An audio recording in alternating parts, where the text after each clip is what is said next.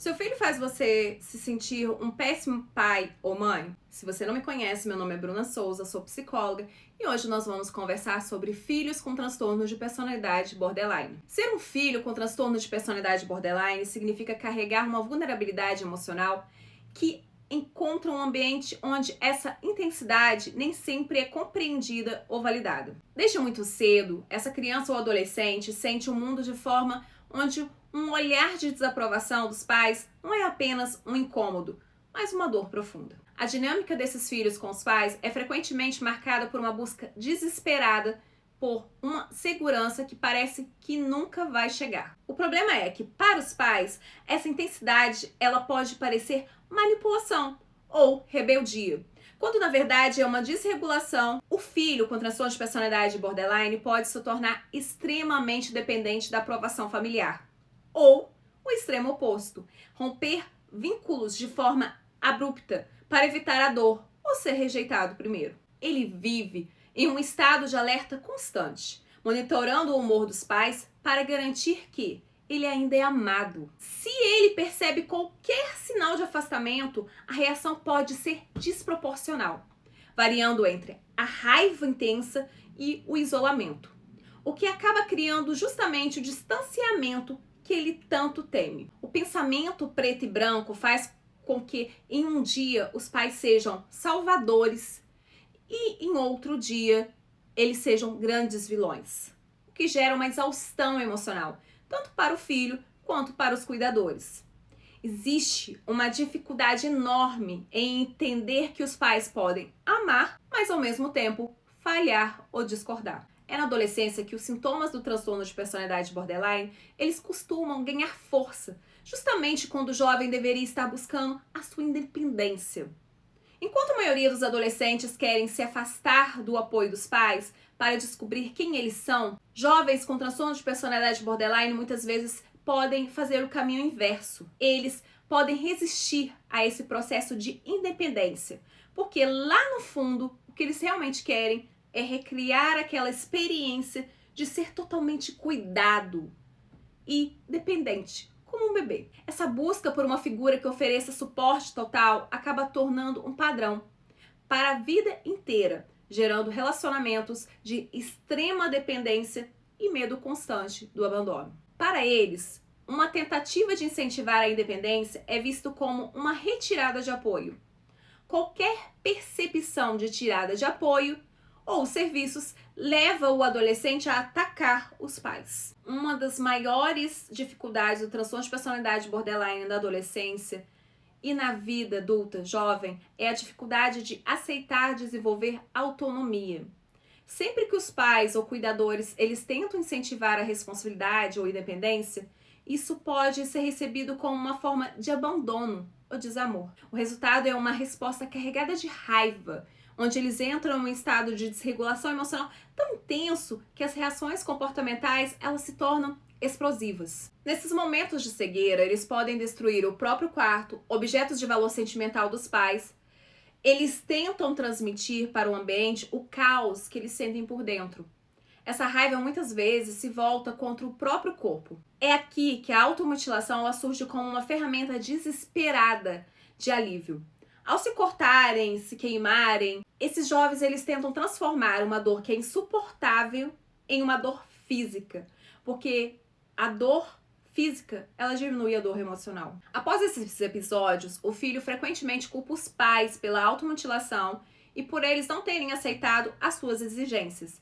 Existe uma percepção de que o pai ou a mãe, se eles tivessem agido de outra forma, aquela dor ela não precisaria ter acontecido. Essa dinâmica ela cria um ciclo de culpa e medo, onde os pais eles passam a pisar em ovos para evitar o próximo ataque ou a próxima lesão. Em casos mais graves, esses comportamentos podem escalar para perseguição emocional ou física aos pais, onde o filho não aceita o distanciamento e exige uma presença absoluta.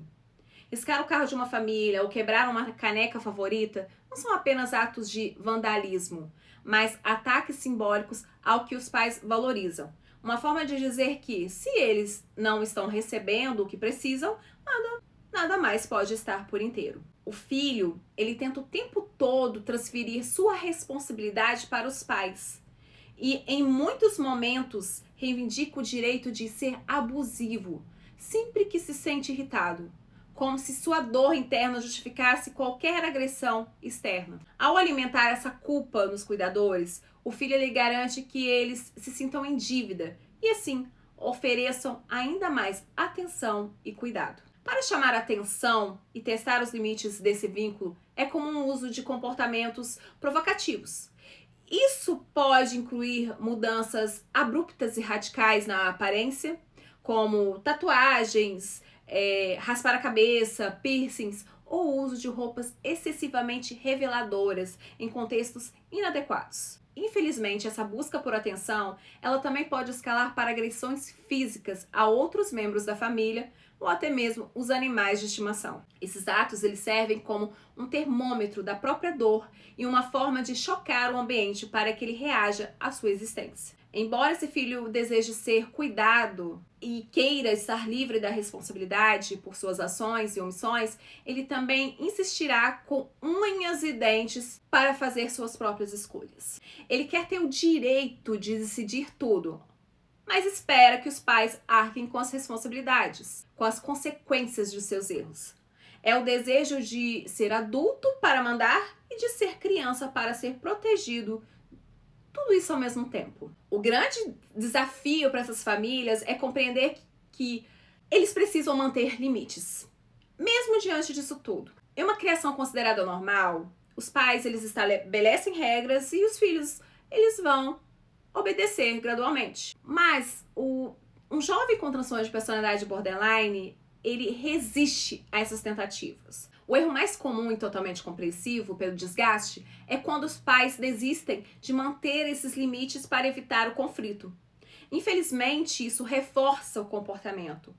Os pais nessa situação, eles precisam entender que a educação aqui, ela exige muito mais firmeza, limites, do que a educação convencional. Geralmente é necessário buscar a orientação de um profissional especializado em transtorno de personalidade borderline, alguém que possa ensinar estratégias de comunicação que não alimentem a crise. Os pais, eles precisam ser o porto seguro, mas um porto seguro com regras bem claras, servindo de âncora para alguém que está constantemente à deriva de suas próprias emoções. Então, como que eu faço para obter ajuda? Se você se identificou com essa dinâmica, o primeiro passo é não se desesperar. O caminho para a mudança começa com uma análise realista da situação, sem negativas, mas também sem desespero. O ponto de partida deve ser sempre uma avaliação completa e criteriosa por profissionais que entendam de transtornos de personalidade. Como pais, eu sei que é doloroso, mas é necessário você reconhecer a própria parcela de responsabilidade. E eu não tô falando no sentido de carregar uma culpa, não, mas de identificar os comportamentos que são disfuncionais e que podem estar sem querer alimentando esses ciclos de crises. Tratar também as comorbidades é outra necessidade. Muitas vezes, estabilizar a depressão, a ansiedade ou abuso por substâncias, isso vai fazer com que os sintomas do transtorno de personalidade borderline eles sejam muito mais manejáveis. É importante que você saiba que, atualmente, o transtorno de personalidade borderline ele possui muitas opções de tratamento. O processo de recuperação ele envolve ensinar ao cérebro que as emoções elas são como ondas. Elas vêm com força, mas elas também passam. Para o filho com transtorno de personalidade borderline, o caminho de autonomia passa por validar as suas próprias dores, sem se deixar se destruir por elas. Quando esse indivíduo ele começa a desenvolver habilidades de tolerância ao mal-estar e regulação emocional, ele para de ser refém das reações dos pais e começa finalmente a escrever a sua própria história, entendendo que ele é muito mais do que um diagnóstico ou uma crise que é passageira. O tratamento ele exige paciência e persistência. Gostou? Curte. E se você tiver alguma dúvida ou comentário, deixa aqui embaixo para a gente continuar proseando sobre esse assunto.